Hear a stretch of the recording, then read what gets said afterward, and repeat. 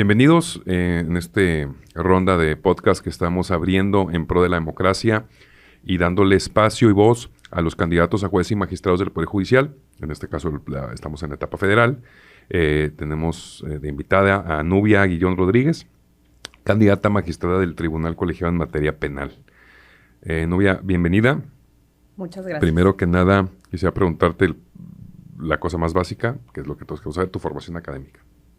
Hola, muchas gracias. Bueno, gracias por la invitación. Este tipo de espacios es muy importante para llegar a la ciudadanía. Sabes que esta elección es la primera en México y es importante que la ciudadanía conozca la importancia de su participación. Y siento que es muy perfectible, ¿no? Porque nadie sabe, se están aventando ustedes como, pues a ver qué pasa, porque no sabemos ni cómo se va a votar, ¿no? Sí, con la intención, no solamente a ver qué pasa, que ojalá que lo que pase sea lo mejor para México, claro. Para la impartición de justicia. Claro. Bueno, mi nombre es Nubia Aguillón Rodríguez, soy licenciada en Derecho por la Facultad de Jurisprudencia de la Universidad Autónoma de Coahuila. Tengo 2 maestrías, una de la propia Facultad de Jurisprudencia en Ciencias Penales con acentuación en Derecho, otra más en Ciencias Penales y Procuración de Justicia por la Universidad Autónoma del Noreste, y una especialidad en Género y Derechos Humanos por la Academia Interamericana de Derechos Humanos.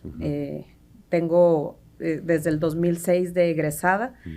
Entonces, durante estos años, pues me he dedicado en el estudio a formación enfocada principalmente en el ámbito penal. Y pues he realizado muchos cursos, diplomados, seminarios, certificaciones, etcétera. Fundamentalmente, mi trayectoria en experiencia es en el servicio público. Fui agente del Ministerio Público. Bueno, empecé antes de salir de la carrera como auxiliar jurídico en la Secretaría de Seguridad Pública en el año 2005. Luego fui agente del Ministerio Público hasta el 2012. Luego estuve como coordinadora de proyectos jurídicos y normativos en la comisión que se encargó de la implementación del sistema de justicia penal aquí en el estado de Coahuila hasta el 2014. En 2014, pues me aventuré a presentar exámenes de oposición para contender para un cargo como jueza penal aquí en el estado de Coahuila, y desde el 2015 ejerzo como jueza penal. Estuve 3 años en Monclova, de 2015 a 2018, y de 2018 a la fecha me encuentro en el Distrito Judicial de Saltillo. O sea, quiere decir que, Nubia, tu perfil es totalmente de carrera, ¿no? Así es. Y obviamente, pues empezaste en el Ministerio Público, pues la parte penal es la parte que eres experta. Y en eso mi siguiente pregunta, ¿por qué lo penal? Que es complicado, o sea, no es como que a muchos les gusta. Claro. Y sobre todo, no lo digo por la cuestión de género, pero mujer también, como que no creo que haya muchas juezas en ese aspecto, como, ¿sabes? O sea, por el tema de que siempre hay hombres y los ministerios públicos y los policías, y como que no es como que las mujeres, el perfil de la mujer que está ahí siempre es una mujer como con mucho valor, diría yo, o con mucho coraje, ¿no? O sea, no cualquiera puede estar en esa vía del derecho penal, ¿no? Por eso sorprende, digo, a mí, que tengas toda esa carrera en la parte penal y que ahora contiendas para magistrado. Pero, repito, ¿por qué penal? Sí, bueno, en la actualidad ya estamos en una etapa, yo creo que diferente, aunque todavía hay una área de oportunidad muy importante.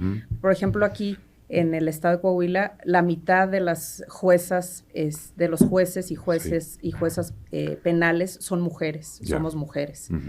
Pero sí, bueno, la verdad es que desde que estudié la carrera en la facultad, pues tuve la influencia de grandes maestros como Antonio Berchelman, ¿sí? Que pues impulsaron el estudio en esa materia fundamentalmente, y bueno, pues la verdad es que es una materia muy apasionante. Como tú dices, está muy enfocada a cuestiones que tienen que ver con áreas muy sensibles de la sociedad. Claro, sí. Y que no solamente impactan individualmente, impactan en la familia, impactan colectivamente, y que bueno, pues desde ese entonces tuve como esa vocación de empezar a hacer prácticas y demás en la materia. Ya. En base a eso, lo que estabas comentando, y normalmente hago esta pregunta, explico mi teoría de espíritus de reforma, donde digo, a ver, cuando llegan casos en donde los dos tienen razón, o sea, literal, puedes dar una sentencia a cualquiera de las dos partes, constitucionalmente, yo creo que ahí es donde entra la personalidad del juzgador. O sea, yo creo que si es de izquierda, si es de derecha, si es religioso, si no es religioso, si tiene familia o no tiene familia, creo que influye. Y esa es mi teoría. Sí tiene las dos opciones. Suponiendo que tengo razón. En este caso, tú como persona, ¿cómo te definirías? De política, izquierda, derecha, religiosa, no religiosa, familiar, hijos. O sea, tú como persona. Sí. ¿Quién eres en esa parte? Bien, en esa parte, fíjate que políticamente, desde que tuve la oportunidad de votar por primera vez a los 18 años, nunca lo he hecho con afinidad hacia un partido político. Siempre he tratado de ver quién es la persona, ¿sí? Cuáles son sus propuestas, sí, cuál es su trayectoria, si hay congruencia entre lo que está proponiendo y el quehacer realizado durante su vida, ¿sí? Y pues me he guiado por esa forma de participar en las votaciones desde ese entonces. No tengo una afinidad de manera directa a un partido político. En la cuestión religiosa, pues mi familia paterna es cristiana, la familia de mi mamá es católica, entonces pues yo creo en Dios, sí definitivamente creo en Dios. Pero considero que la cuestión del derecho es ciencia, o sea, es 100% ciencia, ¿sí? Entonces... Bueno, lo dice la Biblia, a Dios lo que es de Dios y al César lo que es del César, ¿no? Claro que sí, y estoy convencida de que así debe ser. Sí. Hay procesos que son procesos rigurosos para poder emitir las sentencias, ¿sí? En materia penal, para emitir una sentencia de culpabilidad, pues tenemos que tener una convicción, ¿sí? Más allá de toda duda razonable. Pero esa convicción no tiene que ver con el ánimo del juzgador o con sus creencias o con sus limitaciones. Esa decisión tiene que ver con un análisis probatorio, ¿sí? Tiene que ver con una valoración racional de la prueba y con base en eso se determina si se llega a alcanzar ese grado que establece la Constitución para poder condenar a una persona. En caso de que no se llegue a ese nivel de convicción que se apoya en las máximas de la experiencia, en la sana crítica, en reglas de la lógica, en conocimientos científicos, pues entonces tendríamos que emitir una sentencia absolutoria. Y este sistema de valoración se utiliza en las diferentes etapas del proceso, de acuerdo a las reglas que se establecen en el propio código. Es decir, independientemente de que los juzgadores tengamos una creencia hacia algún dogma religioso, que tengamos alguna afinidad hacia cierto partido político, que nos guste o no votar por cierto partido político, al final de cuentas, la obligación que se tiene como persona juzgadora es aplicar la ley, ¿sí? Y al aplicar la ley están ciertas y claras las normas para poder determinar nuestro ejercicio como juzgadores. Pareciera que entonces los jueces no podemos resolver con base en creencias, en limitaciones, etcétera, sino apegados a lo que establece la norma. Y también en el caso de precisamente del derecho, pues se trata de una ciencia. Es como decir, bueno, en las matemáticas sabemos que 1 más 1 es igual a 2, ¿verdad? Quien diga que 1 más 1 es igual a 3, pues tendría entonces la obligación de probarlo, porque está afianzado, ¿sí? Científicamente, que 1 más 1 es igual a 2, todos lo sabemos. Entonces, así también en el derecho existen reglas para poder llegar a esa convicción de culpabilidad de una persona, o en su caso, decir, aquí no se alcanzó ese grado y voy a tener que emitir una sentencia absoluto. En ese, digo, es claro que conoces todo el proceso del que estamos hablando. ¿Qué área de mejoras tú verías si llegaras a esa posición? Mira, como actualmente yo me desempeño en el ámbito local, ¿sí? Una de las áreas de oportunidad que veo en el Poder Judicial Federal, que es, en todo caso, quien en el cargo que yo estoy contendiendo, resuelve de manera definitiva ya las cuestiones penales, es decir, resuelven los amparos en contra de las sentencias definitivas que se emiten en el ámbito local. Entonces, muchas veces, como juzgadores locales, número uno, yo veía que los jueces federales, por cuestión tal vez de carga de trabajo, de tiempo, no sé cuáles sean en realidad las razones de fondo, pero bueno, trataban de regresar los asuntos al área local por cuestión de forma, ¿sí?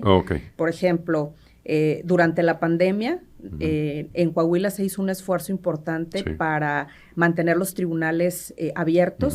Estuvimos trabajando, al parecer los jueces federales y el Poder Judicial Federal no, sí tenían solamente ciertos juzgados abiertos por cuestión de turnos y demás.